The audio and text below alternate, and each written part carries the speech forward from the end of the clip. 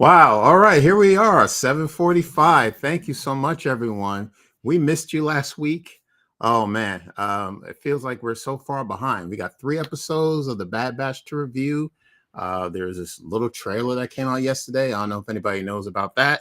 We'll talk about that as well. I have to say, Keith, unfortunately, is under the weather today. So he won't be joining us, but I hope you'll hang in here with me and we'll have a conversation. We got a lot to cover. All right. So we're going to give ourselves 1 hour. So let's just get into it. So we're here to talk about the Bad Batch. All right. So the last time we spoke, we missed episode 6 and 7 last week. So episode 8 dropped today. Well, let's talk about that. So let's start there. Okay. My name is Kerwin. This is Father.Son.Galaxy. Thank you once again for joining us. If you're watching us on the live stream, thank you. We appreciate you. Thank you. If you're watching us on Facebook or Instagram or X, wonderful. Thank you so much. This should be a fun episode. All right. And feel free to comment, question. You can talk to each other in the chat, whatever you like. Okay. All right. Let's start off with episode 6, Infiltration. All right. Directed by Stuart Lee, written by Brad Rao, story editor Matt Michnovet. Now, it's interesting that 6 and 7, they were both released at the same time, but I find that 6, 7, and 8 have a commonality. All right. And what that is that they're recalling episodes of the past. What they're doing is they're bringing back cameo appearances. I'm not sure what the reason is. Maybe they're trying to make the circle complete, bring back these characters that people love because this is the last season of the Bad Batch. So in episode 6, we met with 2 characters. All right. Let's start with Senator Singh. We first saw him in season 1, episode 10, called Common Ground. Now, if you saw this episode, by the way, if you have not seen these episodes, this is a spoiler review, but I do highly recommend you go back and watch them because they're fantastic episodes. These characters these characters that are returning are very popular. They add to the story. So, but if you've seen them, go ahead and watch them again because I watched them more than once. This episode in particular, I really enjoyed this episode. So this one is season 1, episode 10, called Common Ground. All right. This features Senator Singh. He is a senator of the planet Raxus. Raxus was a planet that was ruled by the Separatists. It was a Separatist planet, right? Remember, they had the Republic and you had the Separatists back during the Clone Wars. That was this planet, all right? They were for the Separatists. Of course, after the fall of the Jedi and Order 66, the Empire now wants to take over this planet. And there's a scene where Singh has to come to, he's speaking to his people, over at a tower. He comes over the ledge and he's about to let them know that what we're doing is the right thing to do, that we need the Empire to help us, to bring us into the future, to guide us. And then he has second thoughts. He says, you know what, I can't do this. This is not right. The Empire we don't need the Empire to run our lives. And he is outspoken. He talks against the Empire. Of course, he gets arrested. The Empire doesn't like that when you talk about them. But the Bad Batch, that's how they come into play. They are hired by Sid to extract him from the planet Raxus, save his life. Okay, so that's what happened. All right, so we have Raxus. And we also have Senator Chuchi. All right. If you saw this will be episode 7 of season 2, called The Clone Conspiracy, which is another great episode. I highly recommend it. Senator Chuchi is fighting for the rights of the clones, right? No one is speaking for the clones except for her during the Senate. But she's a target as well, we know that the Empire wants to get rid of the clones. They want to do away with them. But she wants to give them the rights that they deserve because they fought for their country or fought for their planet. And, they're being set aside. And it's not fair. So she's going to do whatever she can to make sure that the clone are respected and that they have the rights that they deserve. So these two characters are now brought together in the same episode. And like I said, they're both a target. In particular, Senator Singh is being sought after by one of these clone assassins. So we'll see what happens then. But we also get to see Rex. Captain Rex comes to the rescue and saves the senator, saved both senators. Maybe they'll come back. We don't know, but let us know if you've seen these episodes. Let's talk about episode 6 some more. Let me know if you have any questions or comments about it. Let's chat. Okay. All right. So we see Rex. We also have Howzer. Okay. If you remember Howzer, he also appeared in an episode of the Bad Batch, and we'll talk more about Howzer after we go to Q&A. All right, let's see what we have. All right, Alex, the councilman is here. The scene where the Senators Chuchi and Singh were saved were cool. Chuchi's one of my favorite characters. Yeah, she is. She's very, she's smart. She's brave. You know, she knows that her life is on the line, but she doesn't care. You know, she knows what she wants. She wants these clones to have their rights. That's what they deserve. So she puts herself out there. You know, her life is constantly in danger.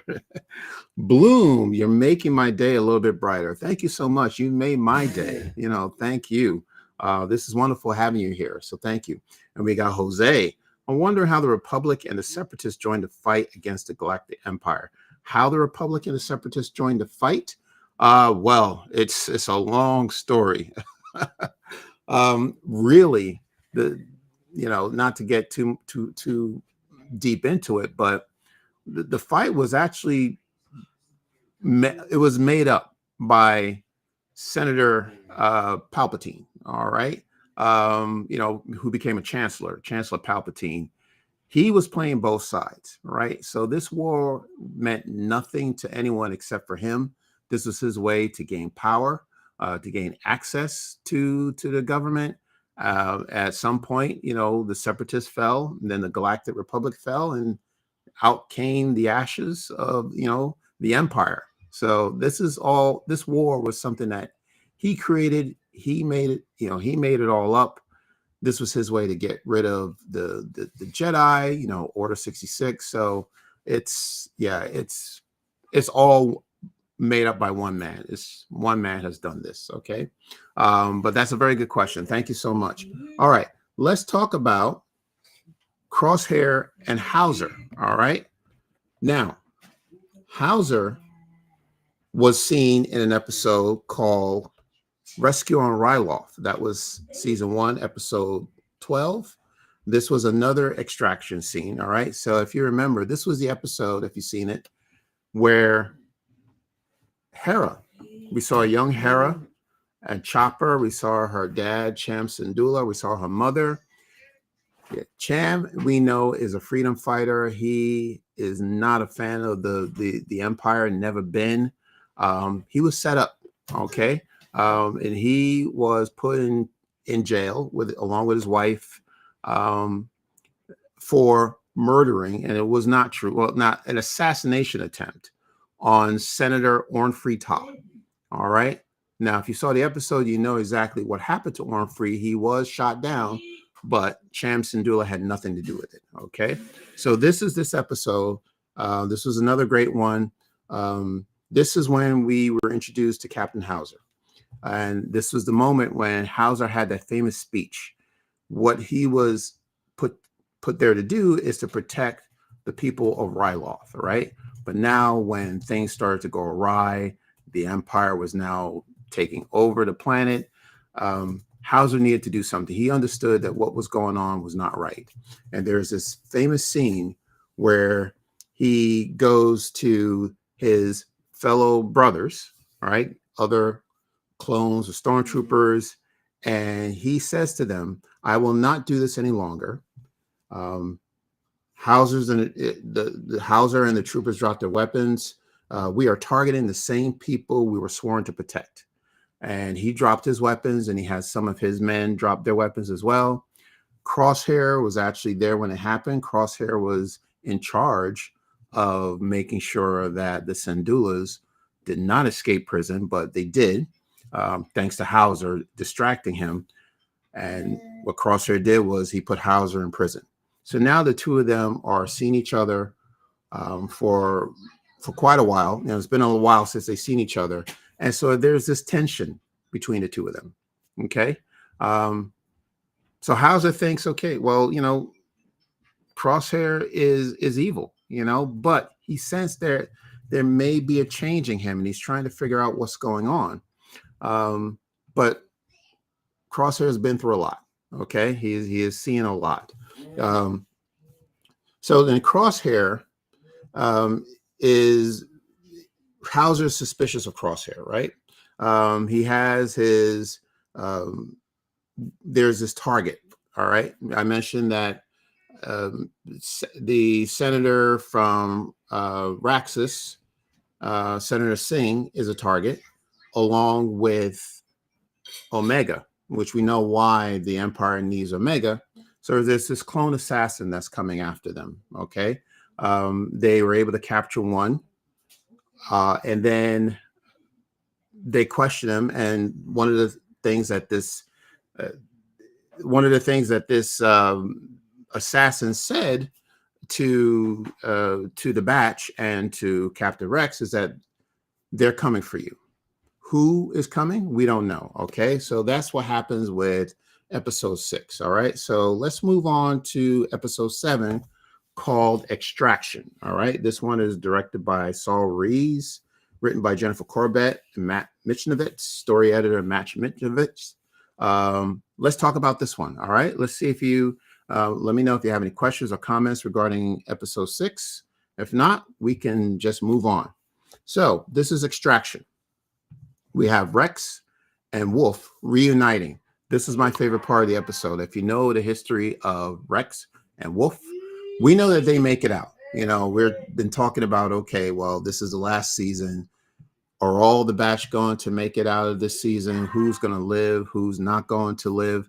But we do know for a fact that Rex and Wolffe does survive, because we see them again many years later in this episode of Rebels, season 2, where they're retired. So it's Rex, Wolffe, and Gregor.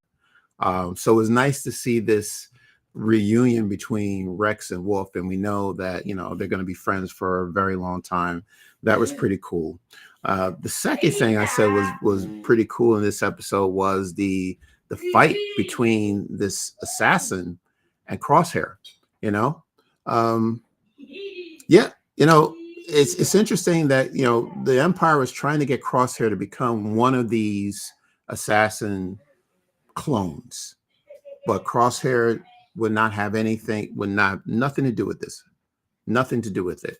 And we don't exactly know what type of torture he went through, but it's impacting, maybe his mental state, his physical state, obviously, because his hand is shaking. So, Crosshair is just trying to figure out, well, what am I going to do? What's next for me? But he has this battle, this fight, this fist fight with this assassin. They both go over a waterfall. There's this waterfall, and both survive. At the very end, we see the assassin clone. I don't even know how he survived, but he came out of the river, and he seems to be fine. So that's not going to be the last time we've seen this assassin clone. All right. That was pretty much episode 7. Now, there was one quote I remember, which I thought was pretty good.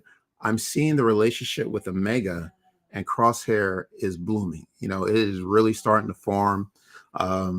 They had some great lines in this episode in particular.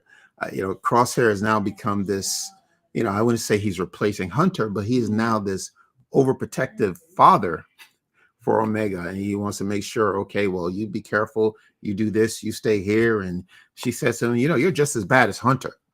And Crosshair says, oh, I'm even worse. So I thought it was pretty funny.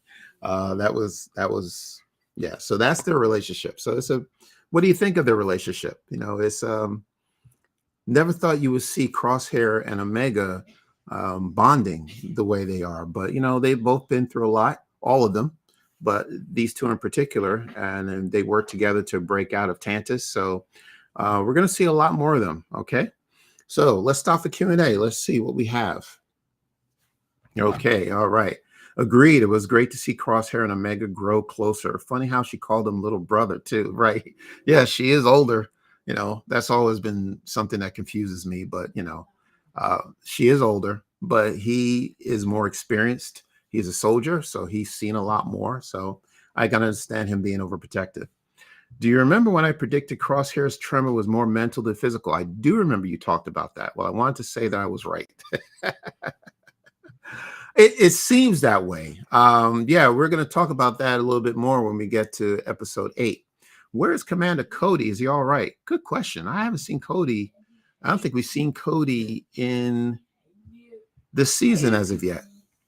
That's a good question. If anybody knows, anybody remembers seeing Cody, I'm sure he's okay. Lisa, hello. Thank you so much for joining us. Thank you. Thank you for being here.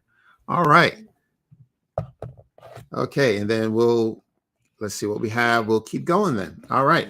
So that was episode 7. Let me know if you have any questions or comments regarding episode 6 or 7.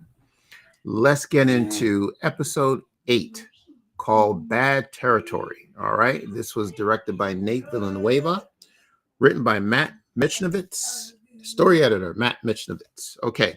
Now, this was an interesting episode because there's a lot I have to say about this episode. I like us to, maybe talk about this and converse about this a little bit. So let's talk about the M count. Now, it starts off at the beginning where we get a hologram message from Fee.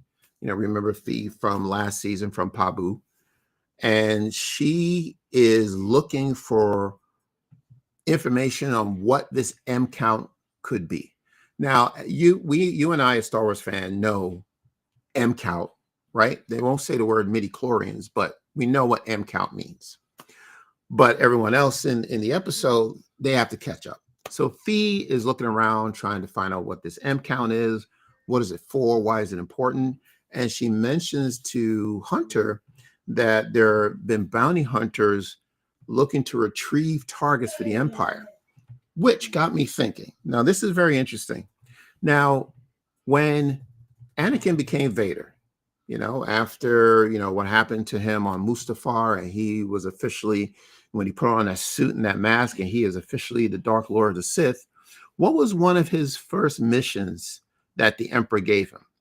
It was to go out and find Jedi and destroy them.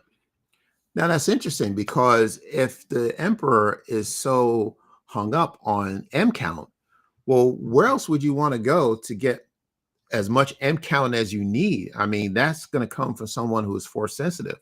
So it's interesting that he is given this task for Vader to destroy these Jedi, whereas they actually would have been needed for him in order to get the M count that he's looking for.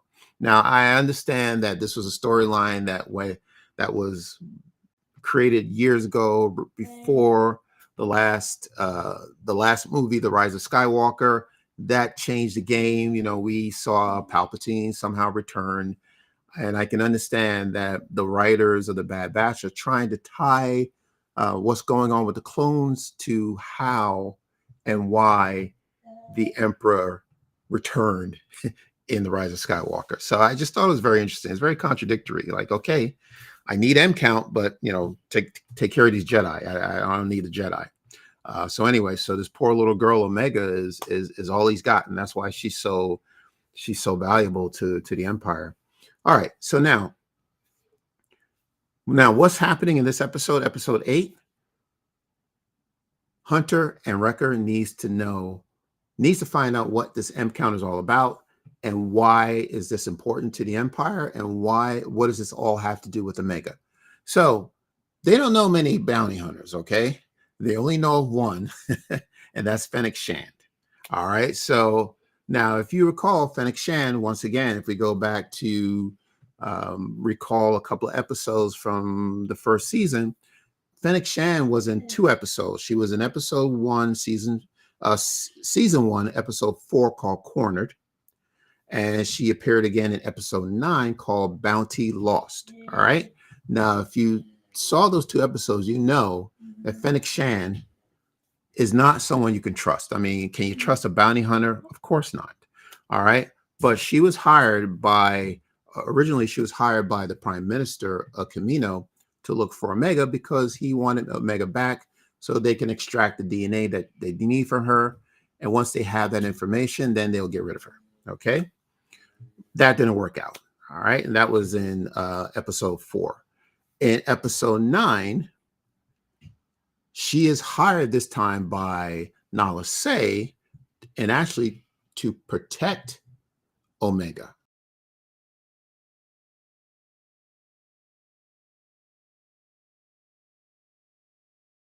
First episode, she's take Omega and bring her back to Camino. This time, she's really there as a protector. So Nala Se wants Omega to return to her so that Nala Se can keep Omega safe. All right. So either way, it didn't work out for Fennec Shand. She left empty-handed. Well, she didn't get Omega, but she still got paid. So again, Wrecker and Hunter go to the only bounty hunter that they know, the same bounty hunter that was trying to kidnap Omega. Why? I don't know why, but they felt that they had no choice and they had to trust her. So of course, in order for her to help them, they needed to help her first. Okay. And then what that is that she had a target that she was looking for, and she needed Wrecker and Hunter to help get this person. And this target is Sylar Saris, the Slayer of Ordo Iris. He took out a few mob bosses and he ran away with a loot full of credits. Okay. So that's what this episode is about. And that's what happens. And they go into, looks like the Florida Everglades. But in the water, of course, there's the monster, a crocodile looking reptile that comes out of the water, dangerous, obviously. So to me, it felt more like another mission episode. It's no different than Sid sending the batch on one of their missions in order to make her money. Okay. Now, Crosshair said something I thought was pretty funny. When he understood why he was there, Fennec Shand said, okay, well, I need you to do this. And then, once you get this, then I give you what you're looking for. And then Crosshair says, well, we take all the risk and you get all the reward. Well, yeah, Wrecker, that's how it works. That's what you've been doing when you were working with Sid.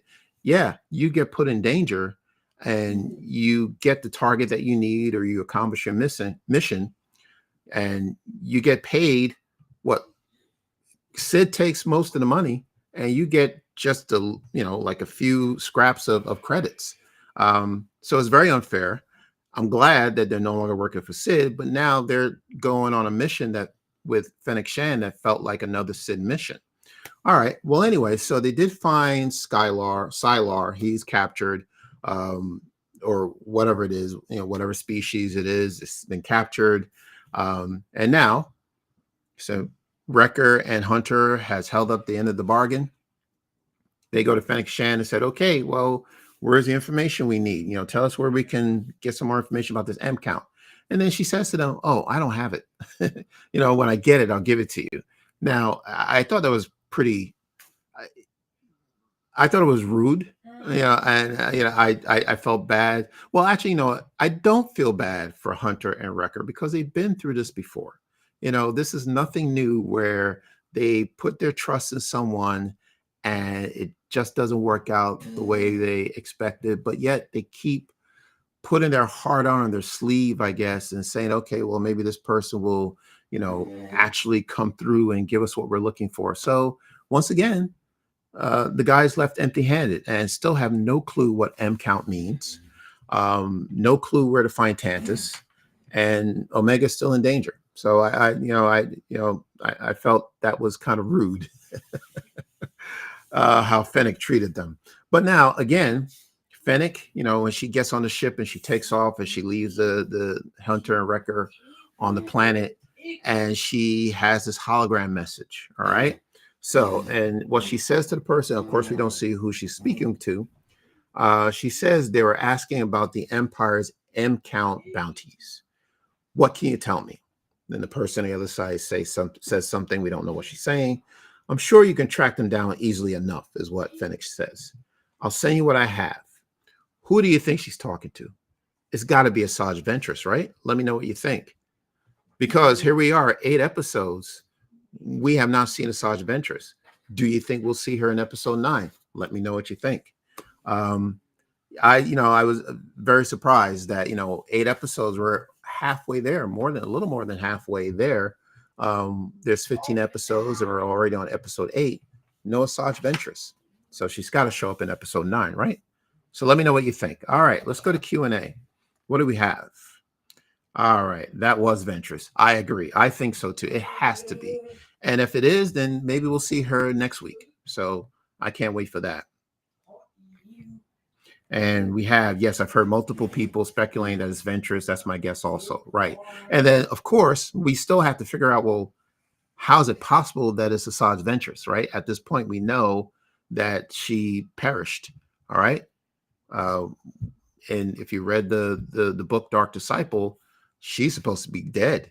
All right. So that's another question that we have to find out the answer to. Rex is my favorite clone ever. I agree. Rex is cool, but I used to hate Crosshair, but he's becoming my new favorite member of the Bad Batch. I can vouch for that. I agree with you. As a matter of fact, just to finish up, once we get through the Q&A, I want to talk about Crosshair and Omega in episode 8. And I thought what was happening with them was lovely. Like their relationship is really blossoming. So we'll talk about that. I really like seeing Omega and Crosshair meditating. That's exactly what I wanted to talk about. Yeah. So if you remember, and it's another recall to a previous episode. All right. So that was when this was season 2, episode 6, called Tribe, when Omega meets Gungi, the young Wookiee Jedi, for the very first time. He is the one that teaches her how to meditate.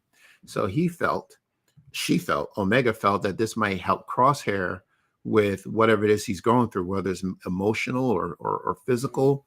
But it was wonderful to see the two of them.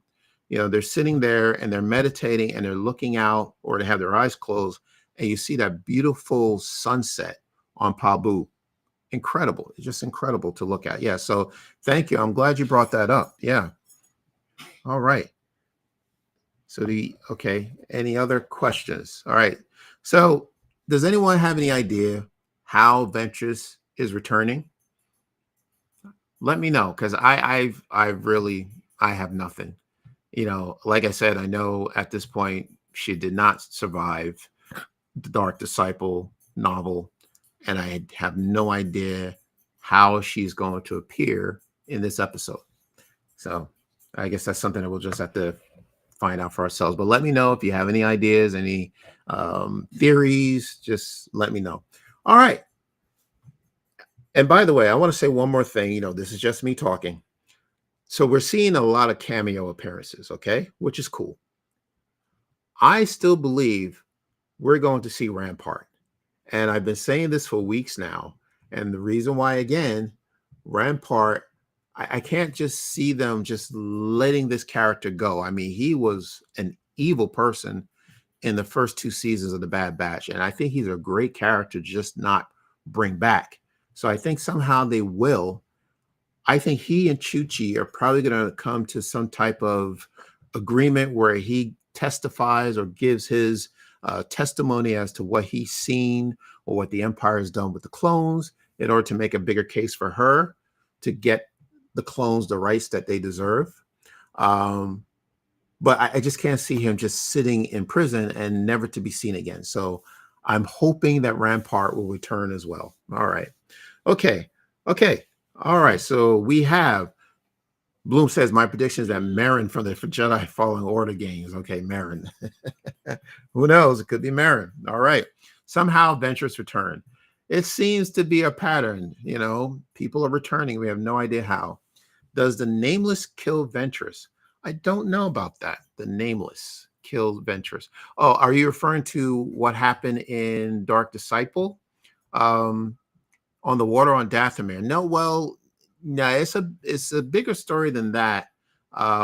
If you haven't read Dark Disciple, we've actually done a video on Dathomir and Asajj Ventress, and we talked about the events that took place in Dark Disciple. So not to, get off topic and to go into it, but check it out.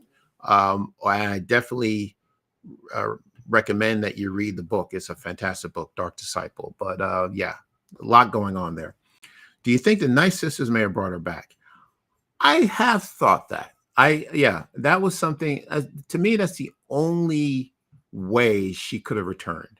Now, again, how it was left at the end of the novel, where her body was brought back to her planet, Dathomir.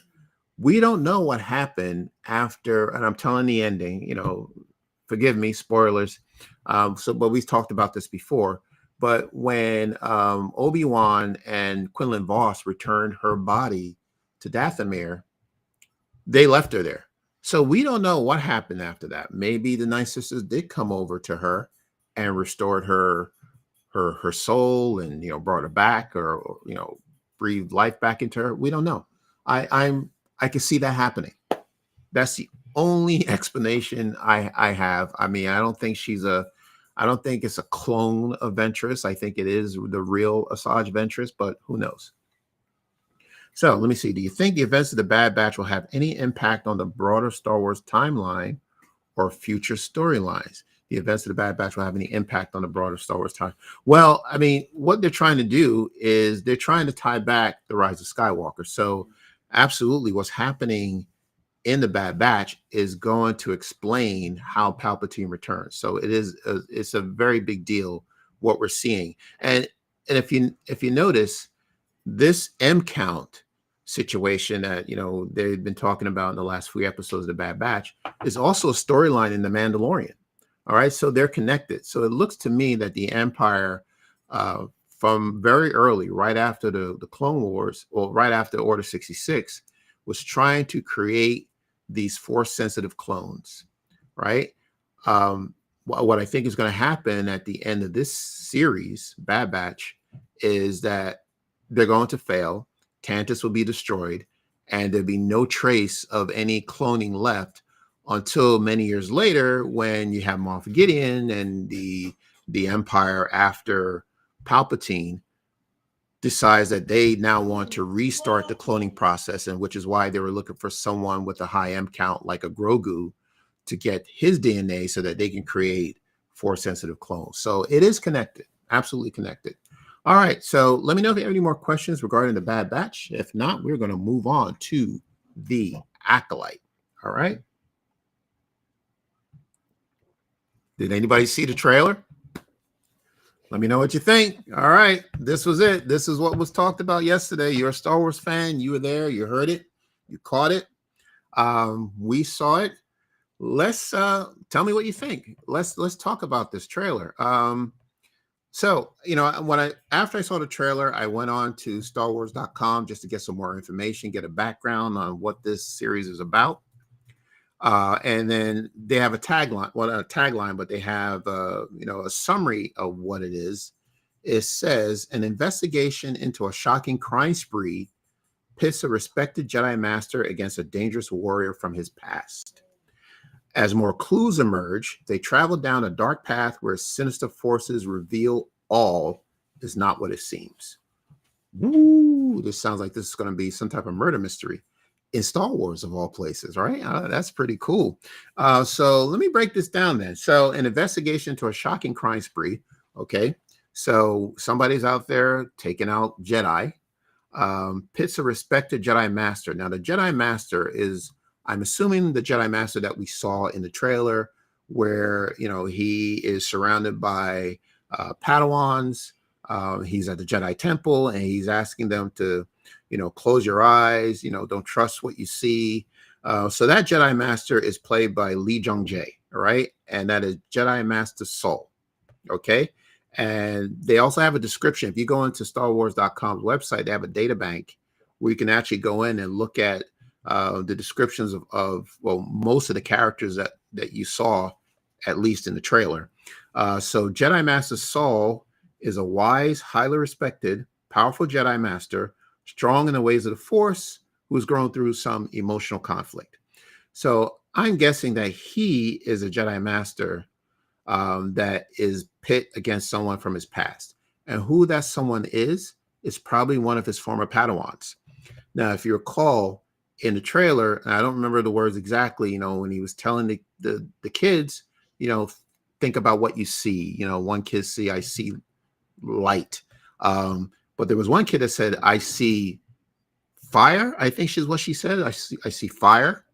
I think she is the one that's actually going to rise up and try to go up against her former master. That's going to be pretty interesting. And that character, I believe, is the May character. Her name is May, played by Amanda Stenberg. That's who I think she is the one that's probably causing the crime spree, whatever that is, taking out people, Jedi, more than likely. So we'll see. Maybe she, started off on the right path as a Jedi, and then like some Jedis do, they fall off, or they fall, they just fall out of favor with the Jedi, and then they find another Sith master, someone else who would mentor them. Pretty much something that happened with Asajj Ventress. If you recall her story, she started off as a Jedi, and she saw her Jedi master fall, and Count Dooku came up there and said, well, I love your skills and whatever, and he took her on as a Padawan, and she became an apprentice of the Sith. So this could be a situation with this character. All right, so that's May. All right, so the other characters in Dara, Carrie-Anne Moss. All right, now Carrie-Anne Moss is legendary. If you've seen The Matrix, you know who Carrie-Anne Moss is. She is described as a Jedi Master skilled in martial arts and the Force pull. So we've seen the Force pull. We saw a little bit of that with Ezra in the Ahsoka series. All right, next character is Mother Anissa. All right, let me just stop here because I see that we have some Q&A, so let's talk about it. All right, what do we have? We're talking about the Acolyte. All right, when they say Jedi taken out, I thought of the Nameless Force Easters. Yeah, you're going to have to explain what that means. You let me know what that means. I agree she is one who's causing the chaos, or at least is involved in part of it. Yeah, good point. Yeah, I can't say if she's the one that's causing the spree, or maybe she may know. So apparently, I think maybe the crime of, let's just say if there's someone who's out there taking out Jedi, it's got to be Sith, all right? And we saw that scene at the end where that lightsaber is just flashing around and is cutting up everything, is slashing trees, and it falls into someone's hands, and we don't see who that is.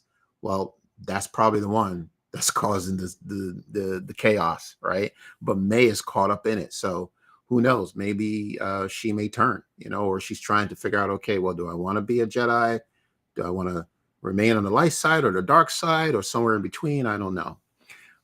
Watched it, but it seems too dark for me to handle, even though I love murder mystery. Yeah, you know what? That's a good point. I was thinking about that, because I have a young son. I don't believe it's going to be TVMA. Like, it's not going to be for mature audiences, like Echo. If you saw Echo got the rating of TVMA, which really, it wasn't really that bad as far as the violence in Echo. I don't expect we're going to see that kind of violence in Star Wars, in the Acolyte. So I think it's going to be more on the level of Andor. The tone is going to be dark. You're probably not going to see too many people telling a lot of jokes. But I do think, yes, it's going to be suspenseful. It's going to be a thriller. But I wouldn't worry. If you are a person who's easily scared, maybe this series is not for you. But I don't, I'm not too worried about the violence, or if there's going to be a lot of blood or anything like that. I just don't see that happening. But that's a very good point. Yeah, thank you for bringing that up. All right. Okay, so let's continue on with the other characters. So now there's a character named Mother Anissa. me see if I pronounced that right. Mother Anissa, played by Jodie Turner-Smith. Now, she is the leader of a coven of witches. Sounds familiar? All right. Now, a leader of a coven of witches. Now, they didn't say that she was a coven of the Night Sisters. So I wonder if there may be a rival coven, because I believe the Night Sisters have been around for many number of years. So, but it's possible that there might be other groups of witches, and she seems to be the leader of this one in particular.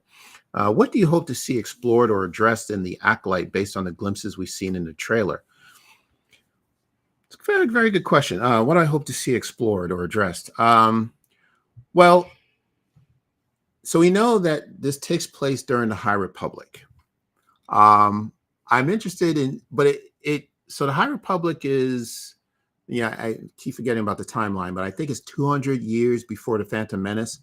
But I believe this, now don't quote me, but this series takes place maybe 100 years before the Phantom Menace. So what we do know about the High Republic, I don't know if there's anybody out there who followed the High Republic or has read any of the books. I have not read all of them. There is a lot to cover. There's comics as well. But what I do know that this era, High Republic era, represents the fall of the Empire. This was when the Jedi were at their best, at their finest. However, perhaps they got a little lackadaisical. They got caught off guard, which we've seen that happen before with Jedi, and they started to fall. One by one, we started losing the Jedi. Okay, and the villains in the storyline are the Nile, led by Marchion Ro. So I don't think the Nile is a factor in this series. I think now this is where we're seeing the Jedi seeing the Sith for the first time. So I'm thinking that this is going to address the rise of the Sith and the fall of the Jedi. That's what I think we're going to see here. All right. So it's very interesting. Thank you for that question. All right. So let's move on. And so we talked about Mother Anissa. There is a Wookiee, Kanaka, who's also played by Jonas Swadamo, who is also Chewbacca in the sequel trilogy, described as a solitary Wookiee Jedi. We have a Jedi Knight called Yord. It says he's a character. He's a guardian of the Jedi Temple. He's an overachiever and a rule follower. His need to be by the book can cloud his mind. I don't know. Well, maybe he's just sounds like a Mace Windu to me. Mace Windu is, a type of character who goes by the book. So we'll see what happens. Okay. And we have Jecki, played by Daphne Keene. If you know her from Logan, she was a little girl in that movie. So she's a Padawan, apprentice to Master Soul. And although she is young, she projects calm and conducts herself with maturity. And we have Kimir, played by Manny Jacinto, who's a former smuggler, who is now a traitor. And then we have Venestra Rowe. Now, Venestra Rowe, if you are familiar with the High Republic, is a character from the High Republic series. Okay. She first appeared in A Test of Courage. It was a book written by Justina Ireland. If you don't have it or you haven't read it, I recommend it. But she was introduced as a 16-year-old Jedi Knight. And to be 16 years old and a Jedi Knight, that's remarkable. And she is one of the youngest Jedi Knights in their history. So apparently she is a part of this show, which means if this is taking place 100 years later, so that means that she's 100 years old now, which was interesting because her species is a Marillion, and I was not aware that her species can live that long, but apparently she does. So I'm very interested to see what this character is going to do. And what's also cool is that she does carry a lightsaber, but the lightsaber converts into a whip. Just if you can imagine, it's a light whip. I can't wait to see that. So those are the characters. All right.